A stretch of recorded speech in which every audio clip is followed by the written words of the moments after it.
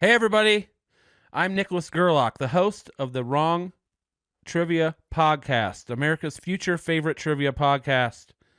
I hope you're having a great day. Thanks for joining us, or a great night, I guess, or whether you're in the car, at home, at an AA meeting. I don't know where you are, but we're going to play some trivia today, and here's how it's going to work.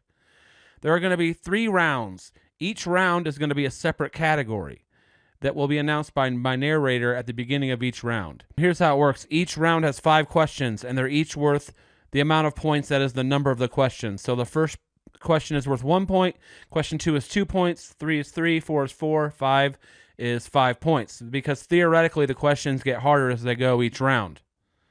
Very simple game. You don't have to play that way. You can play however you want. You can sit there by yourself and try to think of the answers. After each question, I'm going to play a little 30-second little music beat, and then at the end, I will tell you the answer. So you'll hear the answer after each question, not at the end of each round. I think that's all we need to know to get started. Okay, James? Greetings, and welcome to the Wrong Trivia Podcast, hosted by Nicholas Gerlach. I'm honored to be your narrator, James Anderson. Please relax and enjoy the show, but don't relax too much if you're driving, because then you might drive into that liquor store by your ex-girlfriend's house again. Wouldn't that be embarrassing? Here's the show.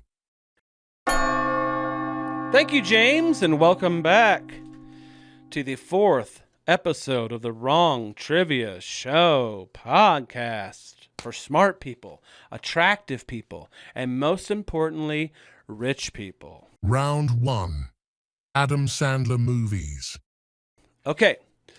As he just told you, the first round is Adam Sandler films. And by the way, if you have a strong take about Happy Gilmore 2 being dumb, congrats, you played yourself. It's supposed to be dumb. It's a sequel that went straight to Netflix, made by Adam Sandler. It's just a fun movie. Shut the up. Shut the up. All right, number 1, the 1-point question in Adam Sandler movies. Here we go. In the late 1990s, Adam Sandler started producing the films he starred in. What comedy, which starred Kathy Bates, was the first film that Adam Sandler produced?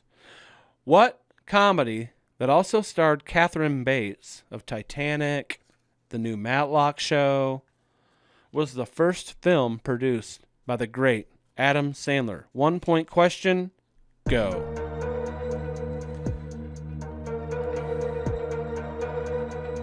Remember when Kathy Bates got naked in About Schmidt? In the hot tub scene? Yummy. Yeah, we get it. Happy Gilmore. Dumb.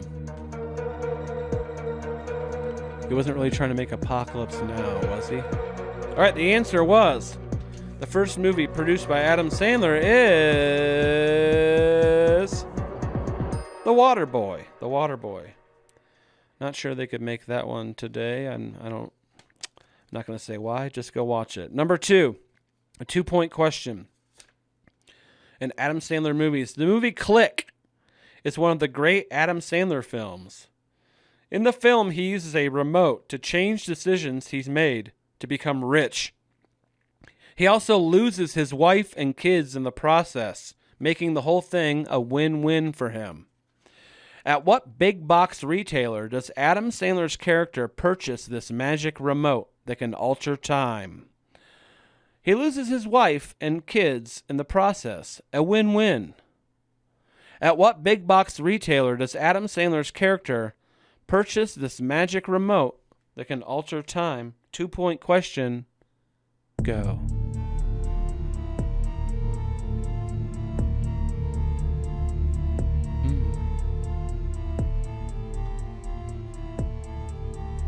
I need a remote that can alter my hairline or my bank account or your perception of me as a man or the stock market. The answer is Bed Bath & Beyond. You'll remember the movie he buys it at the Beyond section? Very clever, very clever. Remember the name of the guy who sold him the remote? Comments. Tell me in the comments. We call that a call to action here in the biz. Number 3, in Adam Sandler movies. Despite his prolific output, Sandler has only ever received 1 Golden Globe nom. For what movie, directed by Paul Thomas Anderson, did Adam receive a Best Actor Golden Globe nomination in 2003?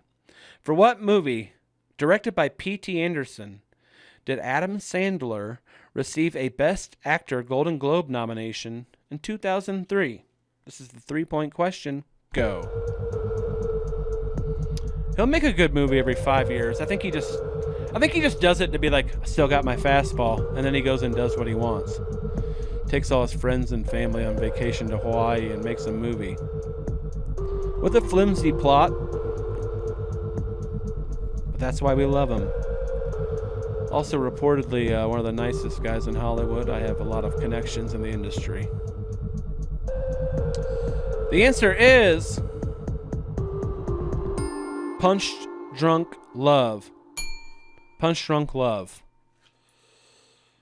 I wish I could tell you the things this Labubu is telling me to do. They're very powerful. Number 4, in Adam Sandler movies. I almost lost count, and I'm only counting to 5, so that's where we're at today. All right, number 4. Airheads is a movie about a rock band that takes over a radio station to get a record deal. This is back when radio was still a thing. It was one of Sandler's first leading roles. What instrument in the band does Sandler play in Airheads? What instrument does Sandler's character play in the classic movie Airheads? Go. Man, 90s. Back when you can get famous on terrestrial radio. Now you have to do a synchronized dance on TikTok. Other guys in the band, it was a trio. Brendan Fraser, Steve Buscemi. Steve Buscemi in a lot of Sandler movies. The answer is drums. Drums. They did that. I think they did that because Sandler's jacked and he wanted him to have his shirt off a lot. Sandler used to be jacked back in the day. All right, here's the final question in Adam Sandler movies, the 5-point question. The top 3 movies on Adam Sandler's highest grossing movies list are all part of the same series of films. The third film in the series is actually the highest grossing, which is kind of weird. What movie series represents the top 3 of Adam Sandler's highest grossing films? What series of movies represents the top 3 of Adam Sandler's highest grossing films? Go.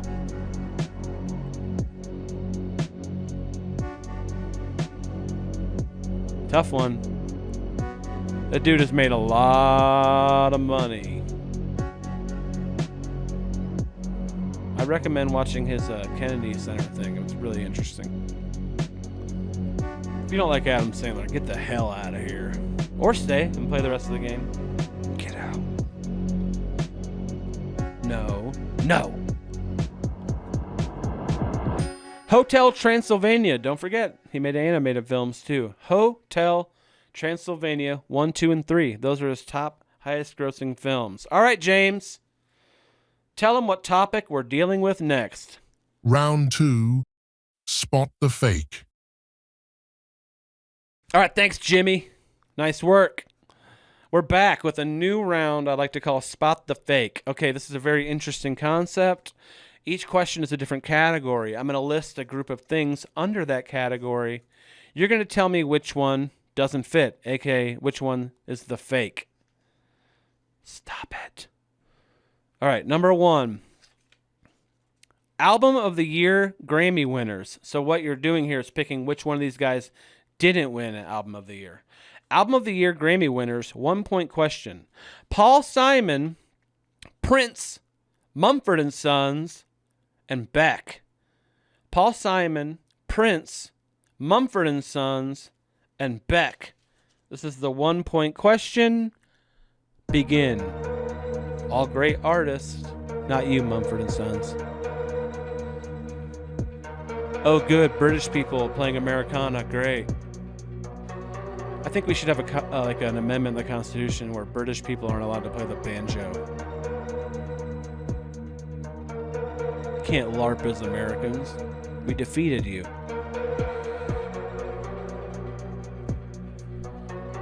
And the answer is...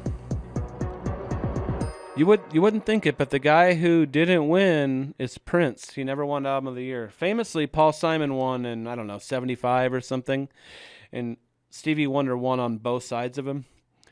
And he thanked Stevie Wonder during his acceptance speech for not putting out an album this year. Or because he certainly would have lost to Stevie Wonder. Okay, an American treasure, that Stevie. You guys think he's blind? I don't know. All right, number 2. Wendy's breakfast menu items. A great question for those of you who get fast food at 9 in the morning. Wendy's breakfast menu items. French toast sticks, sausage breakfast burrito, honey butter chicken biscuit, frosty chino. French toast sticks, sausage breakfast burrito, honey butter chicken biscuit, and frosty chino. Which one of those things can you not get at 8:30 in the morning at Wendy's? This is the 2-point question. Go. Everybody tell me your favorite fast food breakfast place, and I'll tell you why you're wrong. The best one is Chick-fil-A. Unfortunately, I know it's not a great company, but they can make a biscuit.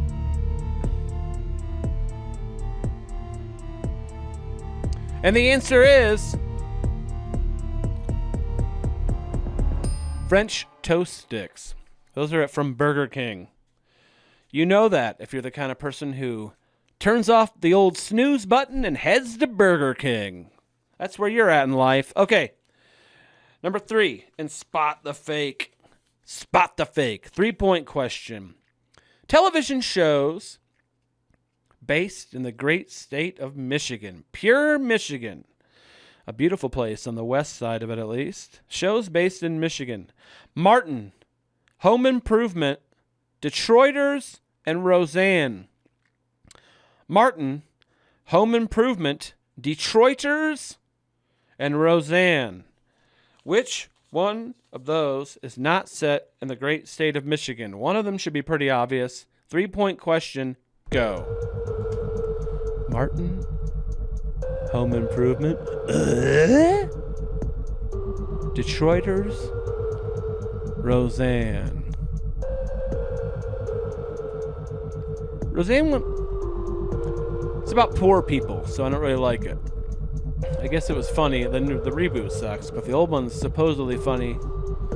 I just don't like seeing poor people on TV. I already know what that's like. The answer is Roseanne. It's set in the fictional town of Lanford, Illinois. A terrible place. Okay, number 4.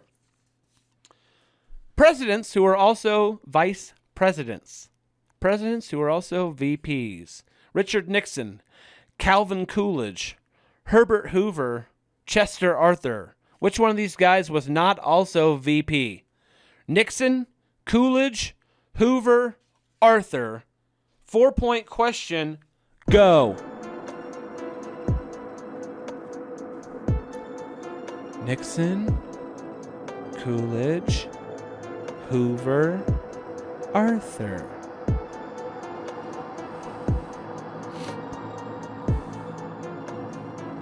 Which one?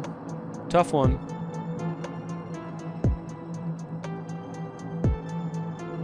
Who was not vice president? And the answer is Herbert Hoover, the human vacuum. I actually don't know if they're associated at all, but I don't know. Herbert Hoover was never vice president. He did other stuff. I don't know what he did. Probably Secretary of State or some bullshit. All right. Here's the final question. And spot the fake. Countries with over 50 million people. countries with over 50 million people. So you're guessing which country has less than 50 million people. If you haven't caught on to that pattern by now, I don't know what you're doing here. Get your shit together. All right. Colombia, Spain, South Korea, Italy.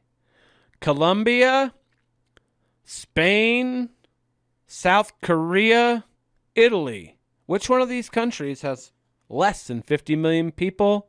Think.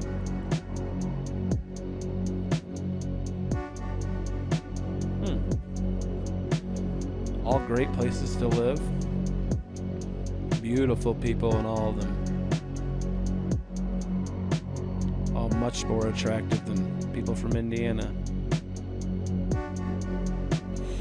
Gonna hit some super bases loaded too after this. See if I can't get Nolan Ryan a World Series ring or a Cy Young. The answer is Spain. Spain. You wonder why you don't hear a lot about them in the Economic Times. It's because their entire economy is built on napping in the afternoon.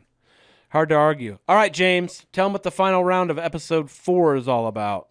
Round 3. Journeys. All right, thanks, Jimmy. Doing great. Love the accent. Don't love some of your political opinions off mic, but we'll talk about that in our next meeting. All right. Like he told you, this round is called Journeys. Journeys. Here's the 1-point question in Journeys. Hope you're doing great out there. Hope you look good and feel good. Number 1. For over 1,000 years, a path existed that was a trade route that linked China to southern Europe. The series of interconnected roads was also the name for a black market on the dark net that was shut down by the FBI in 2013 when the founder was arrested. What is the name of this former trade route and darknet marketplace? What is the name of this former trade route and darknet marketplace? This is the 1-point question. Go. A lot of people getting Molly and cereal boxes off this website back in the day. Could also get someone killed. Some new clothes. A gun. Pretty good website. It was like Amazon for cool people who party. The answer is the Silk Road. The Silk Road. All right. Number 2 in Journeys. In 1992, the Houston Astros had to go on a 26-game road trip. Why, you ask? This is because their home stadium, the Astrodome, was rented out to the Republican Party for their national convention. The nominee that year lost to Bill Clinton, who won because he had a saxophone and Ray-Bans. Who was the Republican nominee in the 1992 U.S. presidential race? Who was the Republican nominee in the 1992 U.S. presidential race? 2-point question. Get it.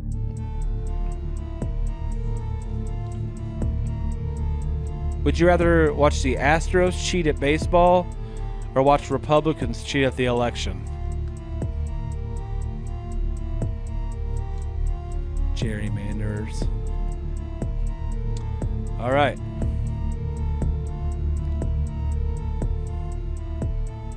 The answer is, who lost in 92 to the very cool Bill Clinton? George Herbert Walker Bush. Herbert Walker, Texas Ranger Bush. Lost to our Lord and Savior Bill Clinton. Okay. Number 3, in Journeys.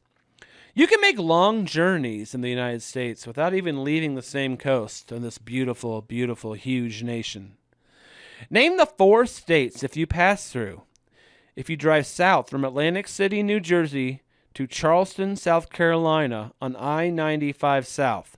So if you're taking the vacation of a poor person and you are driving from Atlantic City, New Jersey to Charleston, South Carolina on I-95 South, tell me the 4 states you pass through. They don't need to be in order. Just think of the 4 states. On your mark, get set, go. Actually, Charleston's not for poor people. That's more Myrtle Beach. I know that because I have family with a condo there. Spring break, Myrtle Beach. Catch the mono. Great place to get a 1996 Toyota Tercel. Okay. The 4 states are Delaware, Maryland, Virginia, and North Carolina, obviously. So 2 hard ones, 2 easy ones. Delaware, Maryland, Virginia, and North Carolina. Okay. 1 more question before the final question. I'm sorry, 2 more questions. I never claimed to be smart, okay, people? I can barely read. Number 4, the 4-point question. The store Journeys in the mall is a cool place to get Vans if you can't find the Vans store. The chain retailer still has over 1,000 locations around the United States, including the city where it was founded. Journey was founded in the 2nd most populated city in the country that starts with the letter N. In what city was the store Journeys founded? It's the 2nd most populated city in the country that starts with the letter N. Where was Journeys founded? Go. Journey's a great place to get a $9 t-shirt of a band that probably is copyright infringement on their logo or some sort of intellectual property theft. 2nd largest city in the country that starts with N.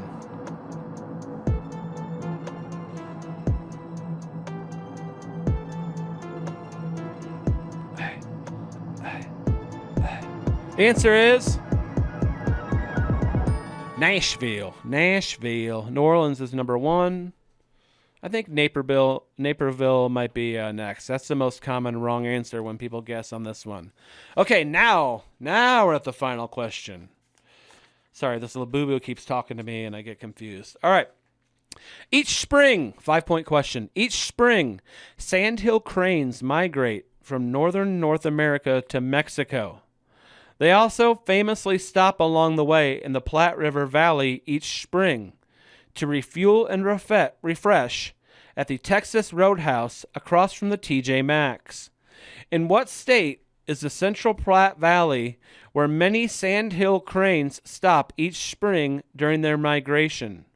In what state is the Central Platte Valley where many sandhill cranes stop each spring while migrating? 5-point question, go. And yes, there is a Texas Roadhouse there. I Googled it. Pretty good guess. I mean, there's a Texas Roadhouse everywhere. It's the 3rd best chain restaurant. Where do them cranes stop when they're heading from Canada down to Mexico?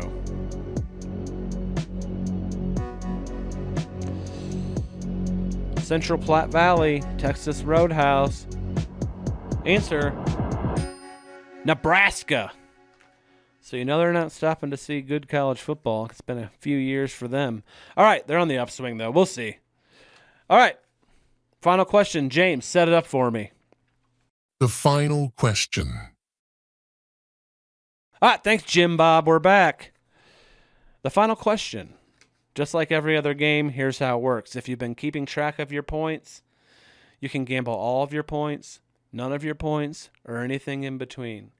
If you get the question right, the points are added. If you get the question wrong, the points are subtracted. If you bet 0, your score stays the same. Very simple.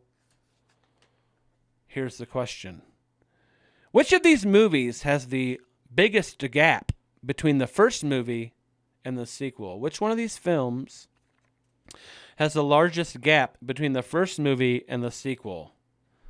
Coming to America, Tron, or Top Gun? Top Gun, Tron, Coming to America. Which one of those movies has the biggest gap in years between the first one and the sequel? Go. Final question. All great films. For very different reasons.